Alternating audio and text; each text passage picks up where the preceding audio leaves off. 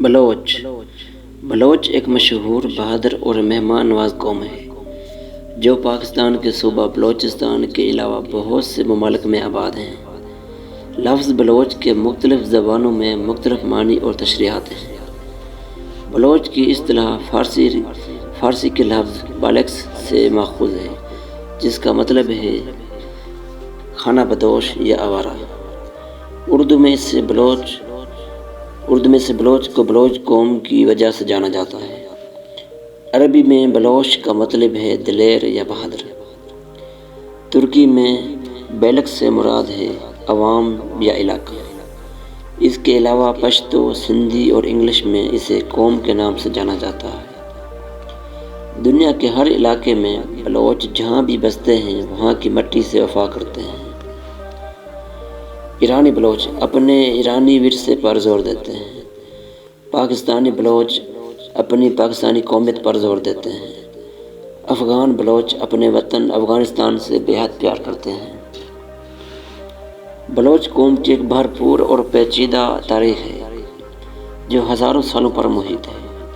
بلوچ لوگ ایک نسلی گروہ ہیں جو بلوچستان کے علاقے سے تعلق رکھتے ہیں، جو جدید دور کے پاکستان، ایران اور افغانستان کے کچھ حصوں پر محیط ہیں۔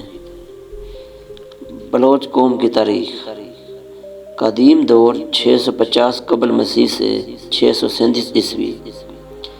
خیال کیا جاتا ہے کہ ان کی ابتدا جدید دور کے ایران کے مشرقی حصوں، خاص طور پر بلوچستان کے علاقوں سے ہوئی۔ قدیم بلوچ گھوڑوں کی افزائش، تجارت اور جنگ میں مہارت کے لیے مشہور تھے۔ وہ مختلف ثقافتوں سے متاثر تھے، جن میں فارسی سلطنت، سکندر اعظم کے فتوحات اور عرب فتوحات وغیرہ۔ قرون وسطیٰ کا دور 637 سے 1500 عیسوی۔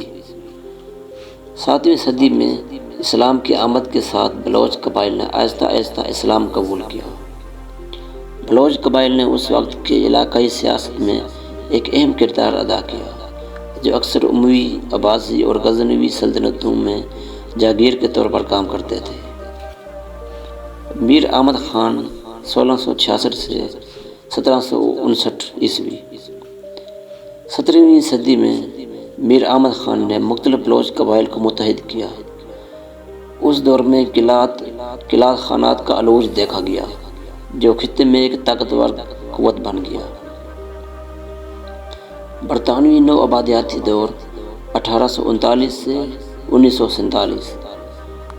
برطانوی ایسٹ انڈیا کمپنی نے 1839 میں بلوچستان پر حملہ کیا، جس کے نتیجہ میں پہلی اینگلو افغان جنگ شروع ہوئی۔ انگریزوں نے بلوچستان کے کچھ حصوں کو ضم کر کے برٹش بلوچستان کا صوبہ بنایا۔ برطانوی راج کے خلاف بلوچوں کی مزاحمت پورے نو آبادیاتی دور میں جاری رہی۔ آزادی کے بعد 1947 سے تاحال 1947 میں پاکستان کی آزادی کے بعد بلوچ عوام نے زیادہ خود مختاری یا آزادی کا مطالبہ کیا۔ خان آف قلات احمد یار خان نے بلوچستان کی آزادی پر زور دیا، لیکن آخرکار بلوچستان پاکستان کا حصہ بننے پر مجبور ہو گیا۔ اہم تاریخیں: 1340 میں برصغیر پاک و ہند میں بلوچوں کی ہجرت شروع ہوئی۔ 1839 میں بلوچستان پر برطانیہ نے حملہ کیا۔ 1947 میں بلوچستان پاکستان کا حصہ بنا۔ 1955 میں ون یونٹ اسکیم نے بلوچستان کو مغربی پاکستان میں ضم کر دیا۔ 1973 میں بلوچستان میں شورش پھوٹی۔ 2006 میں سردار نواب اکبر بگٹی کی موت نے وسیع پیمانے پر بدامنی کو جنم دیا۔ بلوچوں کے مشہور قلعے: پاکستان میں میرا قلعہ، عمارہ قلعہ، پسنی قلعہ، سبی قلعہ، تراوڑ قلعہ، قلعہ کالات، گاوک قلعہ، بامبور قلعہ وغیرہ۔ ایران میں بام قلعہ، سرستان قلعہ، ایرانیگان قلعہ، فرق قلعہ وغیرہ۔ افغانستان میں قلعہ بوست، قندھار قلعہ، غزنی قلعہ۔ اس کے علاوہ بلوچ قبائل نے اپنی طاقت کا لوہا پوری دنیا کو بنوایا۔ آج کل بلوچ قوم پاکستان، ایران، افغانستان، عمان، متحدہ عرب امارات، سعودی عرب، بھارت، ترکی، یورپ، امریکہ اور بہت سے ممالک میں آباد ہیں۔ بلوچ قوم کئی ذیلی گروہوں یا قبائل میں تقسیم ہے، ہر ایک اپنی الگ شناخت، ثقافت اور روایات کے ساتھ ہے۔ بگٹی بلوچ بااثر بلوچ قبائل میں سے ایک ہے۔ میری بلوچ، یہ بلوچ اپنی بہادری اور جنگی مہارتوں کے لیے جانا جاتے ہیں۔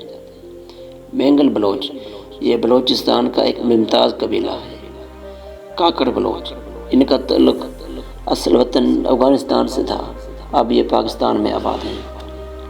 کلزج بلوچ، ان کا تعلق پشتون قبائل سے ہے۔ رند بلوچ، پاکستان میں ایک طاقتور قبیلہ سمجھا جاتا ہے۔ لاشاری بلوچ، وہ قبیلہ ہے جس کی پاکستان میں نمایاں تعداد ہے۔